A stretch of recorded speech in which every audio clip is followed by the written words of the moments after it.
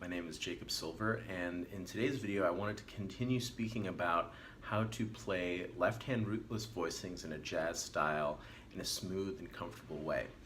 Again, today's lesson is not going to concentrate on the actual theory or note choices behind the voicings, but rather how to execute them technically to make the playing experience smooth and comfortable. Again, I am available for lessons on the Upper West Side of New York, and there's a link to my website in the comments below where you can find a little bit more supplemental information about this lesson. I hope you enjoy. So in today's video, I want to continue talking about playing rootless left-hand voicings in a smooth and comfortable way.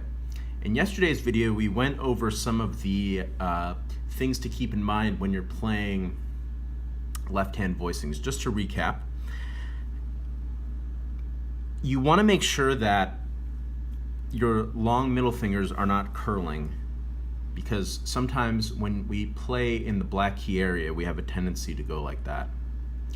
So I'll play a couple of minor 7 rootless voicings just to give you an example of what the hand should look like when we're playing these voicings. So this is like an A minor 7 kind of voicing, and you'll notice where my 2 and 3 are. They're not curled like this. My 3 is playing slightly in front of my 2, and my wrist is aligned with my forearm and my hand. Let's take G minor 7. This one is a little bit tricky because you have your 3 playing on a white key and your 2 playing on a black key. So sometimes when I play this chord, I have a tendency to do that, which is a curling. And it does 2 things. Number 1, it's not very comfortable for the hand, and number 2, it doesn't allow you to get the ideal type of sound that you want. The other thing that you want to keep in mind is how far in or out you need to be depending on what the next chord is. So the example from yesterday, just to recap, was an A minor 7 chord going to a D7 flat 9. Because my thumb is going to play on a black key next, I need to play my A minor 7 chord much more inside. And that allows me to go there smoothly.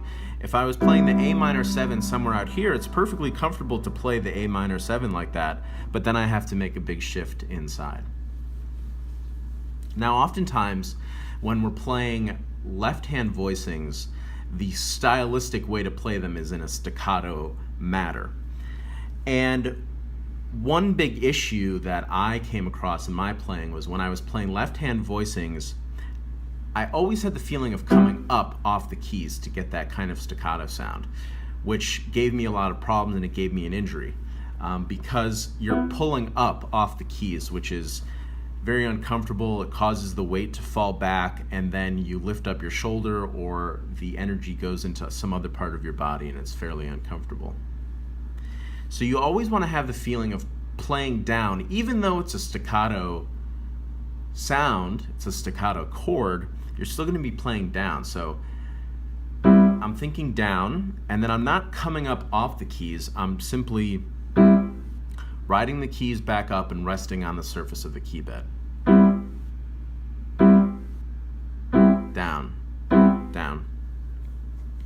So that's really, really important when you're playing left-hand voicings. You never want to have the feeling of coming up like that. Always a feeling of down, down, down, down.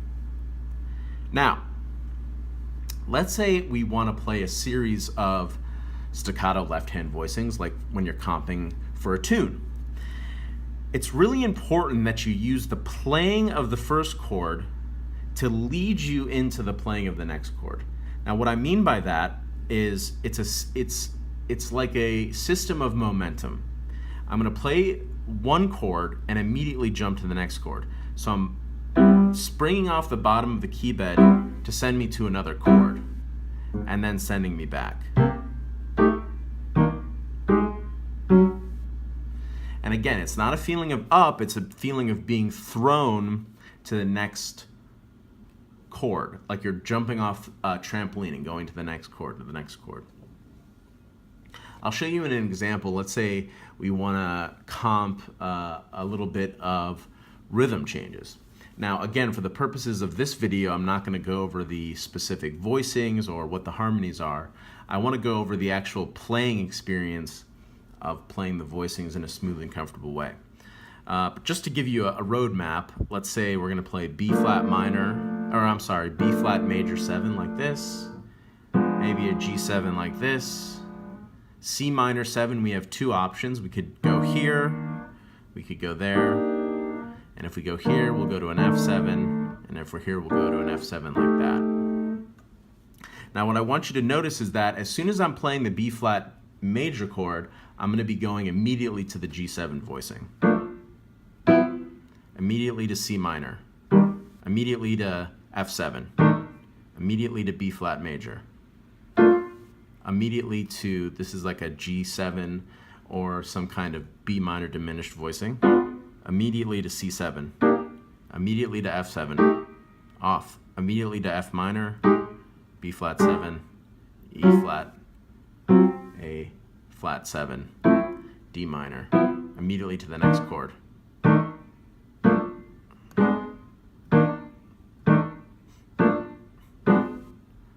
See that jump? Immediately there. I'm not playing here and then waiting and then moving. Immediately there. There.